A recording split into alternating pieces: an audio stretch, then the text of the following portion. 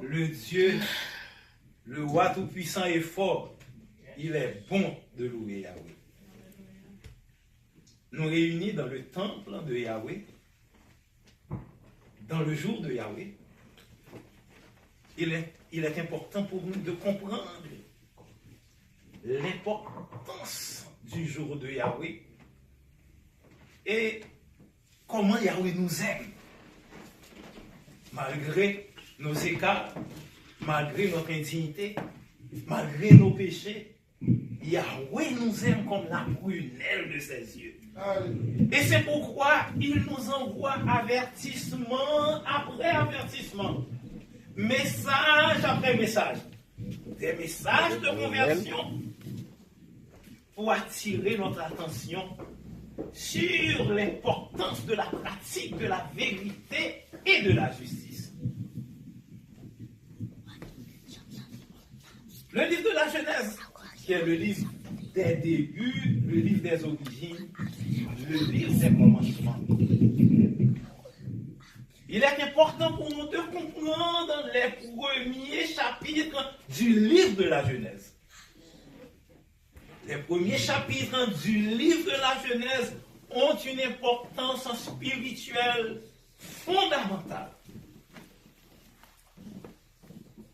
Ce sont ces chapitres-là qui nous révèlent la présence de la dualité et du principe binaire dans la création. Le principe de dualité et le principe binaire qui existe dans la création. Il existe donc les deux premiers messages de la Genèse, le message de l'obéissance et de la pratique de la justice que Yahweh s'est chargé lui-même,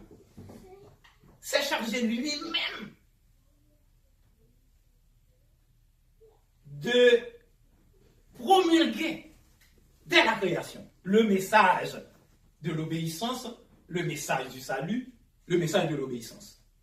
C'est le premier message que le genre humain a reçu de Yahweh, notre Créateur. À savoir que l'obéissance et la pratique de la justice seules pouvaient assurer à l'homme, à l'humanité, un avenir heureux. Un avenir heureux. Mais parallèlement est venu un autre message. C'est là le principe de dualité. Parallèlement est venu un autre message. Le message de l'ennemi. Qui était un message de révolte et de désobéissance. Est-ce que Yahweh a-t-il vraiment dit, vous ne mangerez pas de tous les arbres du jardin? Voyez la stratégie que l'ennemi a employée. Il a déformé en quelque sorte la pensée de Yahweh. Il a déformé en quelque sorte les informations que Yahweh avait communiquées au premier couple. Et Yahweh a-t-il vraiment dit, vous ne mangerez pas de tous les arbres du jardin? Et c'est pourquoi la réponse de la femme était celle-là. Non, Yahweh n'a pas dit. Au contraire, Yahweh a dit, nous pouvons manger de tous les arbres du jardin. Nous pouvons manger de tous les arbres du jardin. Ainsi, a pris naissance les deux formes de religion. La religion de la justice, qui nous enseigne à obéir à Yahweh et à Yahweh seul. Et l'autre religion, cette religion de mixture, qui nous enseigne à pratiquer et le bien et le mal. Car en mangeant de l'arbre de la connaissance du bien et du mal, le genre humain vient en contact avec le bien et le mal. Or, Yahweh nous a enseigné de pratiquer uniquement le bien. Et Moïse, le chroniqueur de la création, dans le chapitre 30 de Deutéronome, nous dit si bien, Yahweh mettait devant nous la vie et le bien, la mort et le mal. Et il continuait pour dire nous pratiquer le bien pour avoir la vie. Malgré que nous sommes en possession de la connaissance du bien et du mal, nous sommes en contact avec le bien et le mal, mais Yahweh nous demande de pratiquer le bien, uniquement le bien pour avoir les deux formes de religion prennent naissance à partir du livre de la Genèse, qui est le livre des origines, le livre des commencements. Et au chapitre 4 de la Genèse, nous voyons les deux prêtres en présence, les deux églises encore en présence, les deux instructions encore en présence. Chapitre 4, verset 1er. Adam connut Ève sa femme, elle conçut et enfanta Caïn, et elle dit, j'ai formé un homme avec l'aide de Yahweh. Elle enfanta encore son frère Abel. Abel fut berger et Caïn laboureur. Au bout de quelque temps, Caïn fit à Yahweh, communément appelé l'Éternel par les religions, une offrande des fruits de la terre. Et Abel, de son côté, en fit une des premiers-nés de son troupeau et de leur reste. Nous continuons à lire selon second. Nous n'allons pas mentionner Yahweh, nous allons mentionner l'Éternel selon second. Jusqu'à ce que nous habituions avec le vrai nom de notre Père Céleste, c'est-à-dire Yahweh. L'Éternel porta un regard favorable sur Abel et sur son sacrifice. Mais il ne porta pas un regard favorable sur Caïn et sur son offrande. Caïn fut très irrité. Et son visage fut abattu. Et l'Éternel dit à Caïn, nous continuons à lire sur mon second, pourquoi es-tu irrité et pourquoi ton visage est-il abattu? Certainement, si tu agis bien, tu relèveras ton visage. Et si tu agis mal, le péché se couche à la porte et ses désirs se portent sur toi, mais domine sur lui. Le message de Yahweh à Caïn domine sur lui. Ainsi, nous voyons les deux prêtres en présence. Le prêtre de la religion de la justice, de l'Église irréprochable, de cette Église-là dont nous parlent les Saintes Écritures, la femme irréprochable, la femme vierge que nous trouvons dans le livre de l'Apocalypse, entourée de 12 étoiles, avec la lune sous ses pieds. Cette femme vierge et irréprochable, c'est l'Église de la vérité, l'Église de la justice, dont Abel est le dirigeant, le prêtre par excellence. Et de l'autre côté, nous voyons Caïn, le prêtre de la religion de l'injustice, de la religion populaire, de la religion de l'ennemi, de toutes sortes de religions qui existent sur la terre et qui ne pratiquent pas la vérité, qui désobéissent à l'Éternel et qui offrent un sacrifice selon lui-même, selon son bon plaisir, selon son cœur, non selon les directions de Yahweh. Malgré les avertissements de l'Éternel, notre Père, le cœur de Caïn était rempli d'une haine profonde contre le prêtre de la justice, le prêtre de la vérité, le prêtre de l'Église de Yahweh, de l'Éternel. Et il a décidé de détruire le prêtre de l'Église de Yahweh. Et ainsi, ce principe de dualité a fait son chemin, est arrivé jusqu'à nous. Et nous avons eu des guerres de religion tout au cours de l'histoire de l'humanité. Et les plus grandes guerres de religion, là au Moyen-Âge, avec la religion musulmane, qui a causé beaucoup de tort à l'humanité. À la dislocation de l'Empire romain d'Occident, des nations barbares nouvellement converties à l'islam, des nations nouvellement converties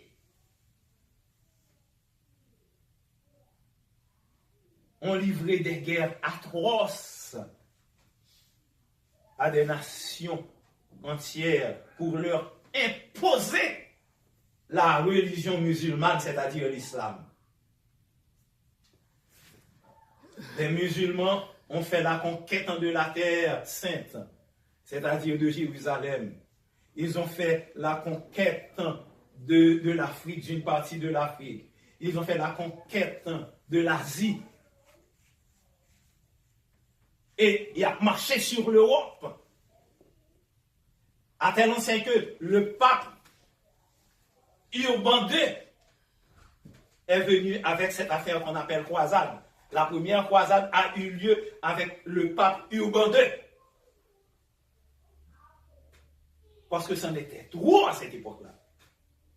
C'est l'épée ou l'islam. Quand les musulmans vont côté, c'est ou bien on va accepter la religion musulmane, ou bien ils passent au fil de l'épée. Et actuellement, l'Europe en entier est capable musulman. Le monde, parce que ces messieurs-là, leurs ambitions, c'est de propager la religion musulmane dans le monde entier. Excusez, dans le monde entier. Sinon, l'intervention de Charles Martel en 672, si je ne me trompe pas, c'était un Français. C'est lui qui a mis en déroute l'armée musulmane. C'est ça que fait l'Europe actuellement, pas musulman.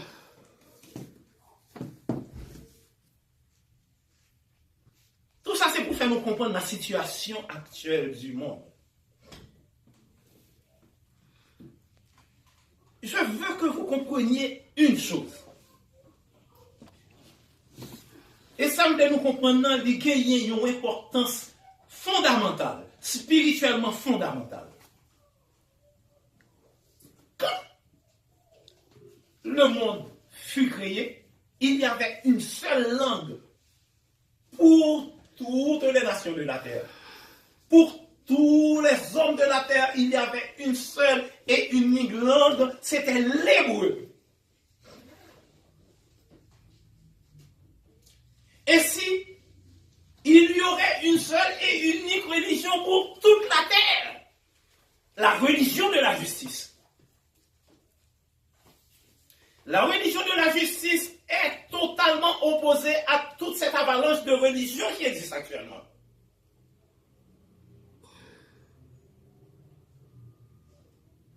Comprenez bien, bien aimés frères et sœurs, il y avait une seule moyen, il y avait une seule religion, un seul moyen de communication, une seule langue, l'hébreu.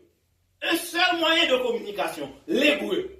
Par voie de conséquence, si vous êtes des gens intelligents, vous pouvez comprendre aussi, s'il y avait une seule langue, un seul moyen de communication, il y avait aussi une seule et unique religion, il n'y en avait pas deux.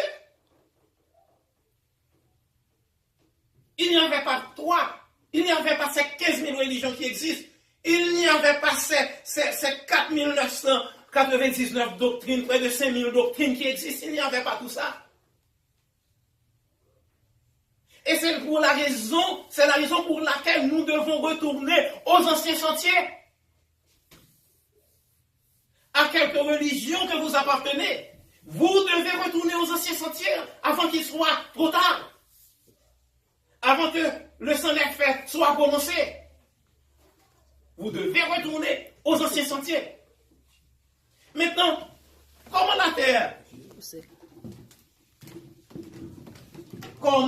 la terre vient s'allier actuellement? Nous avons l'histoire de Babel. Parce que avant, même après le déluge, il existait une seule et unique langue, l'hébreu. Même après le déluge. Même après le déluge.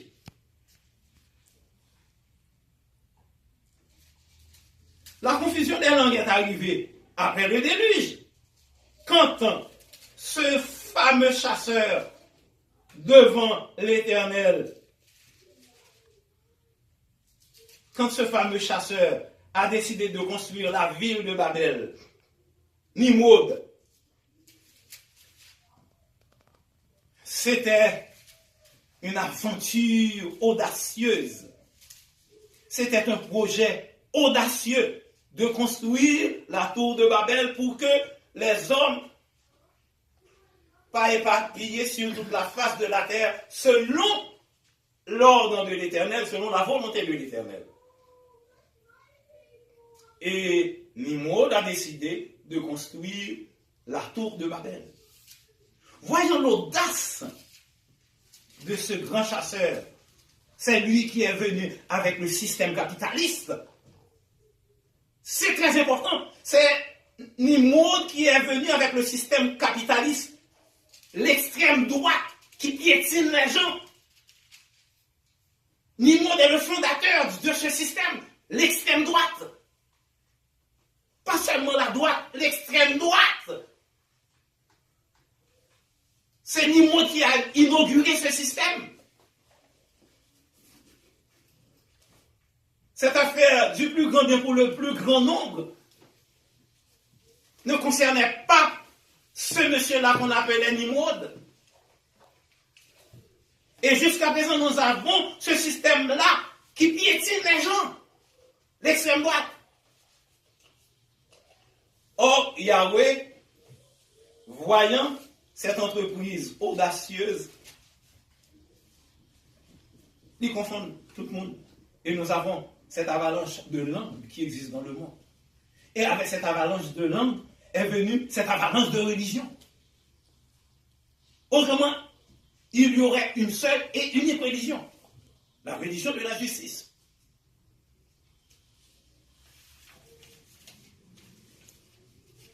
Bien-aimés frères et sœurs, il est important pour nous. Il est important pour nous de retourner aux anciens sentiers. Il n'y a qu'une seule nation qui parle l'hébreu. Un seul et unique peuple qui parle l'hébreu, c'est Israël. Parce que c'est la langue de l'alliance, c'est la langue du ciel. Or, malgré la désobéissance des hommes, Yahweh a conservé l'essentiel, la religion et la langue. Yahweh a conservé l'essentiel, la religion et la langue. Et il a choisi une nation, un peuple, pour pratiquer cette langue et pour pratiquer l'alliance, pour pratiquer, pour être dépositaire de la vraie religion, de la religion de la justice. Et c'est pourquoi nous parlons certaines fois de la religion du Sinaï.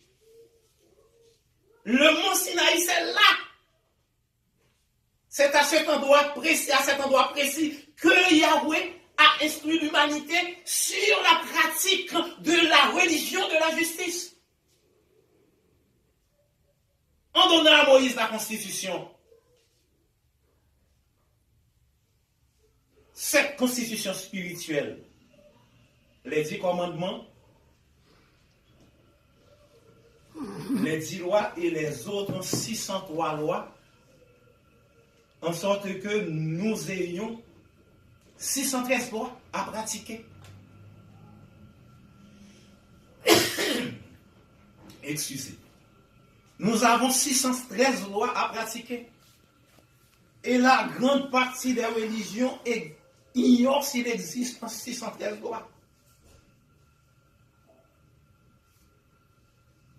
Les religions citées, ils ont récité, ils ont prié, ils ont employé les psaumes, ils ont cité le nom d'Israël à travers leurs prédications, à travers leurs prières, mais ils ont mis de côté Israël. Ils ont mis de côté Israël. Or, Israël étant l'aîné de la famille humaine, il a reçu le droit d'enseigner. Il a reçu le droit d'enseigner en sorte que si vous méprisez la constitution que Yahweh a donnée à Israël, vous passez loin de tout ce qui est vérité, de tout ce qui est justice.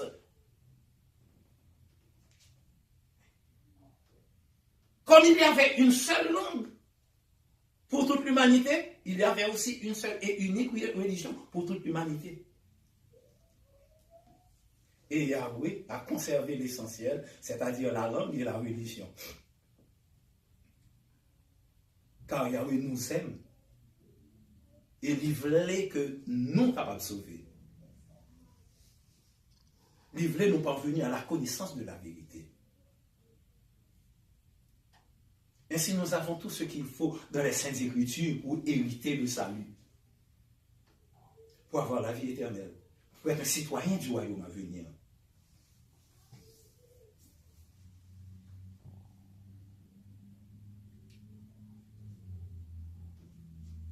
Le monde entier est sous la puissance du malin actuellement,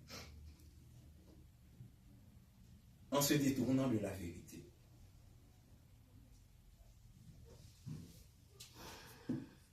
Nous avons eu la première religion apostate à partir de Caïn, la première religion apostate à partir de Caïn. Mais n'oublie pas le principe binaire. Jusqu'à l'établissement du royaume, il y aura le principe binaire, le bien et le mal, la vérité et le mensonge, la justice et l'injustice. Il y a chevauché parallèlement, il n'y a pas de chambre rencontrée. Jusqu'à l'établissement du royaume, où Yahweh, de sa toute puissance, a banni de l'humanité le mal. Jusqu'à ce que la détruit le mal. Au Moyen-Âge, vous avez eu la première des grandes religions apostates du monde, avec Constantin en 325. En pile monde, dans leur ignorance, ils connaissent que l'église romaine, qu'on appelle l'église catholique romaine, ils connaissent que ils prennent naissance à la Pentecôte. C'est ça qu'ils ont enseigné aux catholiques, qui sont naïfs. Ils ont enseigné que l'église apostolique qui prend naissance à la Pentecôte, c'était l'église catholique apostolique qui prend naissance à la Pentecôte. Totalement faux. Totalement faux. L'église catholique a pris naissance au IVe siècle, en 325, avec Constantin. Et c'est à partir de ce moment qu'on est venu avec cette divinité païenne qu'on appelle Jésus-Christ. Jésus-Christ est une divinité païenne. Le nom, le personnage n'a jamais existé. On a inventé le nom, mais le personnage en Jésus-Christ n'a jamais existé. Nous sommes capables de chercher dans les encyclopédies, partout dans le monde, s'il y avait un homme sur la terre qui s'appelait Jésus-Christ, qui était le Fils de l'Éternel. Nous n'avons venu aucun côté. Parce que c'est une invention purement humaine, dans le but de vous aliéner mentalement, de faire de vous des esclaves, des gens qui ne peuvent se révolter, des gens qui doivent accepter la domination de tous les grands, de toutes les religions sur la terre. C'est dans celui-là qu'on vous a donné ce personnage-là, Jésus-Christ. Le nom n'a jamais existé. On a préfabriqué le nom au concile de Nicée. Et ce concile-là a pris exactement 1 année et plusieurs mois, 5 mois, je crois, pour arriver définitivement à trouver un Dieu païen qui aurait la domination sur tous les dieux païens. Et on a inventé ce mot Jésus-Christ, venu de deux divinités païennes, Jesus, H-E-S-U-S, venu de cette nation-là qu'on appelait les Druides, et Krishna, qui était considéré dans le monde antique comme le Dieu des Indiens. Le Dieu des Indiens, qui était considéré comme un sauveur.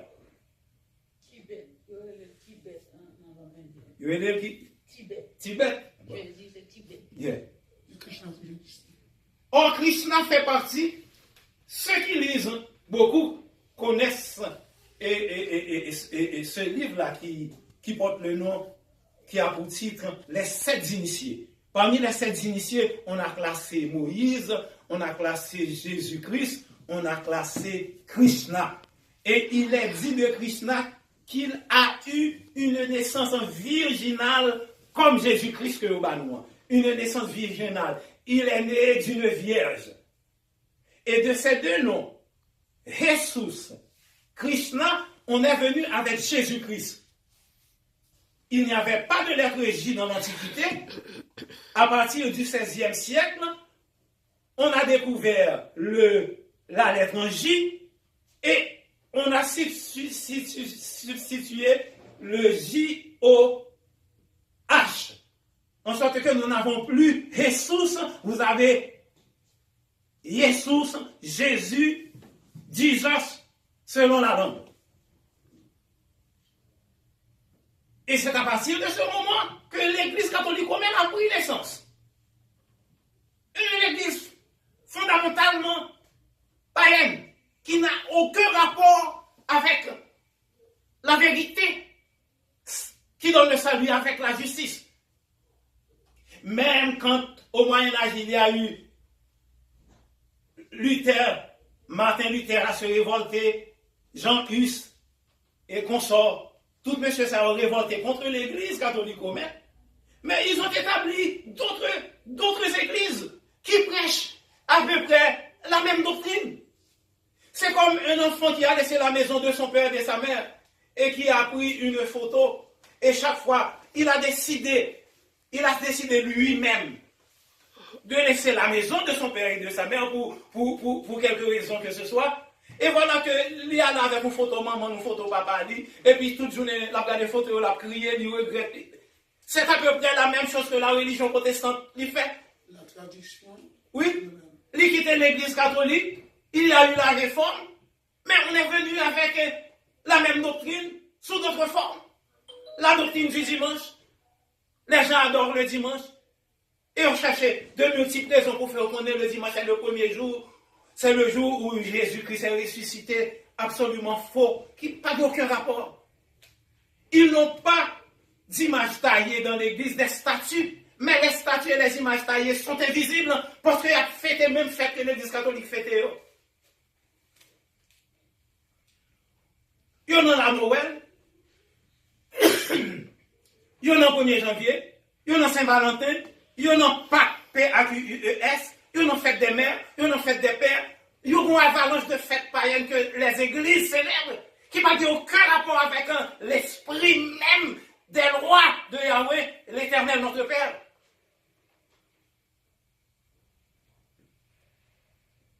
C'est pourquoi il est bon d'être comme les Juifs de Bérée au chapitre 17 du livre des Actes des Apôtres. Le livre des Actes des Apôtres au chapitre 17 nous parle des Béréens, de leur action, de leur façon d'agir, de leur conviction, de leur noblesse d'esprit. Ils étaient nobles, ils avaient des sentiments nobles. Les Juifs de Bérée. On nous dit, ces Juifs-là avaient des sentiments plus nobles que ceux de Thessalonique. Ils reçurent la parole avec beaucoup d'empressement et ils examinaient chaque jour les Écritures pour voir si ce qu'on leur disait était exact. Vous devez faire agir ainsi. Quand on vous prêche quelque chose, on ne va pas dire ou pas accepter. Mais ce qui est important, c'est votre façon de comprendre Yahweh, notre Père Céleste. C'est votre façon à vous-même, c'est votre intimité, c'est votre contact personnel avec Yahweh qui est le grand prix. Et n'oubliez pas la question de Yahshua aux apôtres. Qui dit donc que je suis? Qui dit-on que je suis?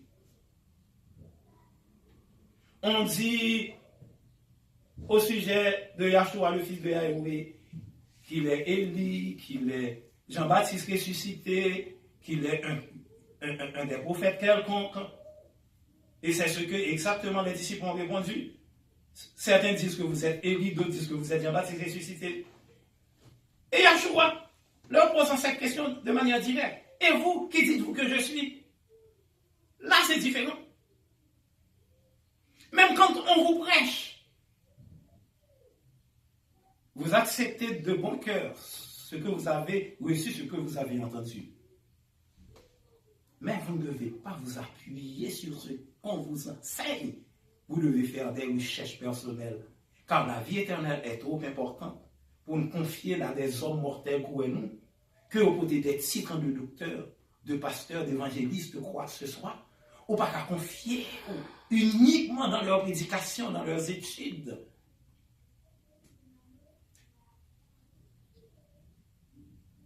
Vous avez votre partition à jouer comme musicien. C'est de rechercher la vérité de par vous-même. Ainsi, nous devons faire comme les Béréens. Chercher la vérité pour nous-mêmes. Rechercher la vérité, disait Yahshua, le Sauveur, et la vérité vous affranchira. Ainsi, vous avez cette avalanche, cette multitude de religions. Et chaque groupe de religion, il y a un jour par eux, il y a un message par eux, il y a une doctrine par eux. Mais il existe une seule et unique vérité. La perle de grand prix, il existe une seule et unique en religion, la religion de la justice. Autrement, il n'y aura pas de salut pour nous.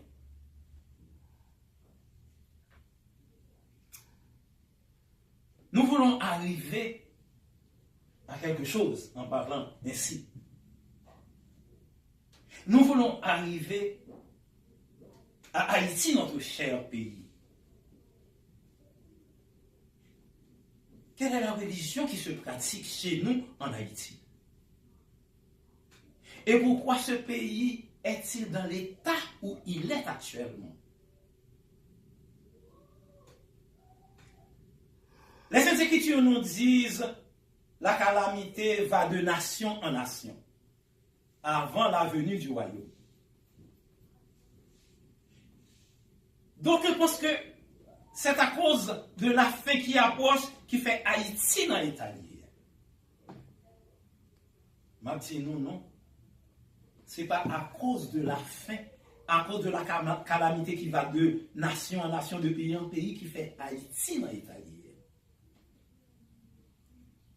Haïti dans l'état lié parce que nous avons fait un choix délibéré, un choix de désobéir, un choix de pratiquer la désobéissance, l'injustice. C'est un choix que nous avons fait. Et nous avons eu une période de probation. Cette période de probation est étendue de l'indépendance à 1990-91. Période de probation prend fin en 90 et 91 lors de la célébration de cette cérémonie du bois caïman au Palais National. La période de probation prend fin. Et c'est pourquoi ça a coulé en Haïti jusqu'à présent. Parce que période de probation prend fin pour Haïti. En sorte que la dernière goutte qui fait déverser le vase, c'était cette cérémonie célébrée en 1990 au Palais National.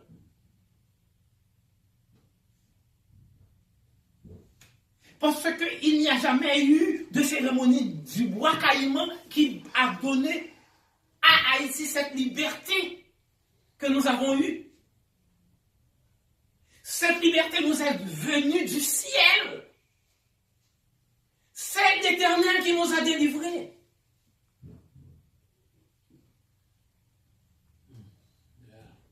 C'est l'Éternel qui nous a délivrés. Yahweh, dans sa toute puissance, qui a eu pitié de nous et nous a donné cette indépendance. Nous le disons, nous disons tout le temps, fait comparaison entre la délivrance d'Haïti et la délivrance d'Israël. Dans l'histoire de l'humanité, pas jamais une troisième délivrance qui fait comme ça. Dans l'histoire de l'humanité, pas jamais une délivrance qui fait comme ça.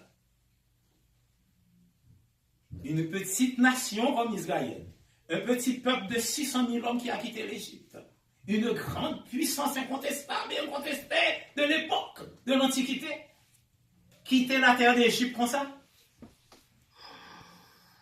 Quitter la terre d'Égypte comme ça. après la célébration de la Pâque, nous dit le livre de l'Exode. Exode chapitre 12, chapitre 13.